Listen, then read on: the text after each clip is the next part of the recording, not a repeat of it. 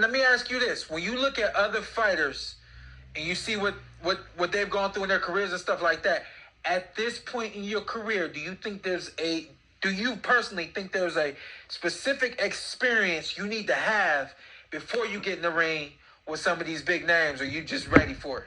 No, when did Shakur call for his title on his 15th fight, right? Yeah. They're about the same thing. He got 16. Ladies and gentlemen, members of the jury, members of the Roll the Tape film crew. Now, that was an interview that Floyd Schofield Jr., aka Kid Austin, was conducting with Sean Porter on Sean Porter's podcast. And of course, as always, Floyd Schofield Jr., who we know him as Kid Austin, was sitting next to his dad, Floyd Schofield Sr. And I mentioned this just a few days ago when I went live. I asked the question when I mentioned this. I said, why is it that every interview we see Kid Austin in, he always have his dad sitting right next to him? I mean, I always tell y'all this, and I'm going to tell y'all this again right now. It's about the fighter. Ain't nobody coming to see you, Otis.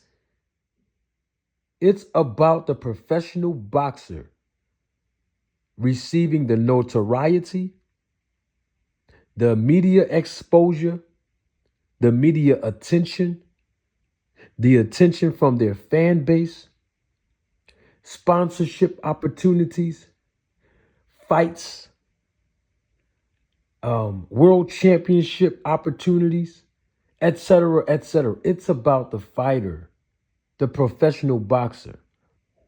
And it actually is very, very distasteful to see when a father who trains their son, or his son rather, any father that's in the business of boxing or in the sport of boxing who trains their son or pay other trainers to train their son, overshadow their sons and live vicariously through their sons. That's the part that is distasteful. And time again, we've seen Floyd Schofield Sr. do this to his son. It's sad, if you ask me. He's not the only father that do this, but we're talking about him right now. And I'm going to play back just a few pieces of what took place in this interview between Kid Austin, his dad, and Sean Porter. Because a lot of y'all may have missed it, but you know Manager Marty, I'm on top of everything. You know I don't really miss anything because I'm very observant. But I wanted to play a few excerpts because this is one of the reasons why fathers who are domineering and have, I believe, emotional malfunctions, this is one of the reasons why they get away with doing that, because they're not held accountable when they actually do it in public. I'm going to give you an example of this. In the comments section, please tell me what you think about my perspective and about what you are about to hear again. You heard it when this video first started, but you may have missed it because you were just listening to the dialogue. But I want to point out a few things so that you can understand why it is distasteful for fathers to overbear and overcompensate for their lack of etc., etc., when they dominate the careers of their sons, become very domineering, become very prideful, become very disingenuous towards other professional fighters by publicly shaming and insulting them, and then most importantly, living vicariously through their sons. The professional boxer. I'm gonna point it out to you right here. Let's go back to the beginning of the question that Sean Porter asked. You know what? I'm doing way too much talking. Don't take my word for it. Roll the tape. Let me ask you this: when you look at other fighters and you see what they've gone through in their careers and stuff like that, at this point in your career, do you personally think there's a specific experience you need to have before you get in the ring with some of these big names, or you just ready for it? No, when did Shakur call for his title on his 15th fight, right? Yeah. They're about the same thing. He got 16. Did y'all hear that? Did y'all hear the question that Sean Porter asked? And when Sean Porter asked the question, you heard Floyd Schofield Sr. immediately respond. He said more in his response and in his answer, but I cut it short because I'm trying to illustrate a point to you all. I had to rewind it myself before I recorded this video, at least 2 additional times, because I wanted to make sure that I use my observation accurately before I make this video. And I discovered that Sean Porter used the word your one time, and he used the word you 8 times. And it is, to my understanding, and you all can correct me if I'm wrong, because you know I dropped out of college and I'm slow. It sounded like Sean Porter was directing that question to Kid Austin. You see, Sean Porter said, let me ask you this. When you look at other fighters and you see what they've gone through with their careers and stuff like that, at this point in your career, do you personally think there's a specific experience you need to have before you get in the ring with some of these big names, or are you just ready for it? That was the question that you just heard Sean Porter ask. Did he ask Kid Austin? Because I'm slow. I think he did. Okay, maybe I'm not as slow as well, he said your career. And then he said before you get in the ring. So just those 2 things alone, if I can use deductive reasoning,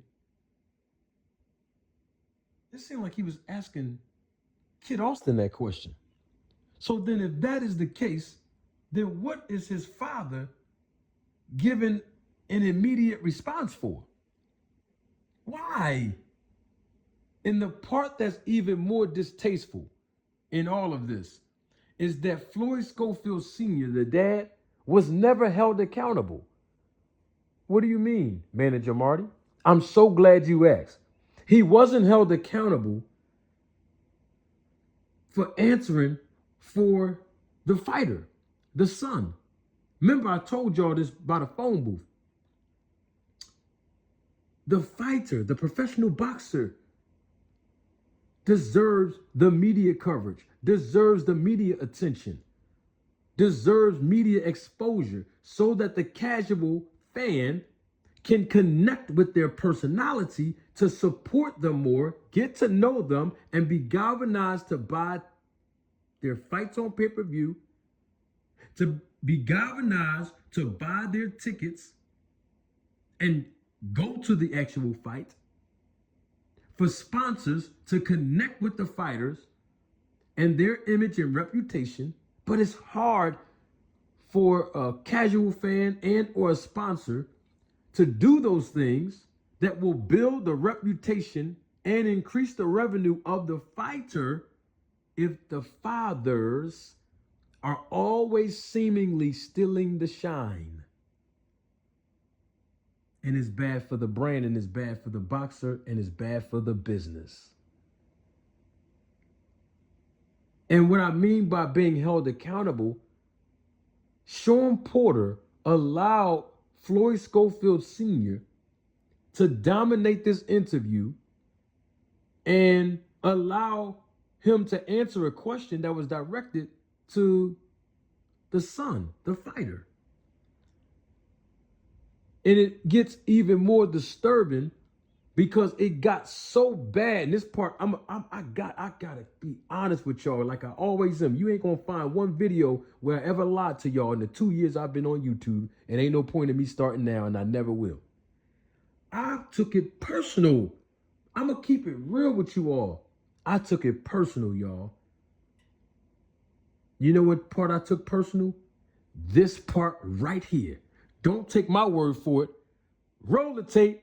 I want to be the greatest boxer of all time. I can't be calling myself that if I'm fighting these level of fighters I'm fighting now. Let me ask you this. When you look at other fighters and you see what they've gone through in their careers and stuff like that, at this point in your career, do you personally think there's a specific experience you need to have before you get in the ring with some of these big names, or you just ready for it?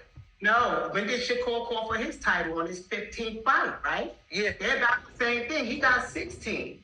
It's about normal. Why would we call out Shakur? And Shakur did the same exact thing. It's, oh my God, Kid Austin, is he too young? Shakur did the same shit. And if everybody felt that way, Ali never would have proved he was great. I know what I've seen, and I'm going to protect my son.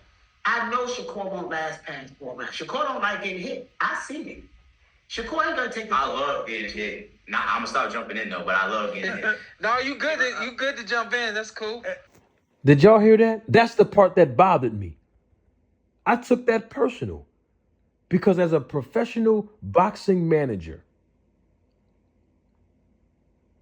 I got into this sport. I got into this business to protect the interests of the fighters. And when I see this, and I've seen this 1,000 times, y'all, way before I even started a YouTube channel, okay? I see this all the time when no one is around to defend the fighter, to stand up for the rights of a fighter, to be there to comfort and console the fighter when the cameras and lights are off. Did y'all hear Kid Austin? I know I'm getting a little bit animated, but you got to feel me on this one. Kid Austin said, Lord have mercy. I'm just going to listen to Kid Austin, please, y'all. His father is answering a question that was originally designated for him. And he's the one that interrupted his father by saying, I'm going to stop jumping in, y'all. The question was originally posed to him, but this kid, this young man, this fighter is feeling like he's the one interjecting. Y'all don't see what's going. You know what? I'm doing way too much talking, y'all. Don't take my word for it. Roll the tape.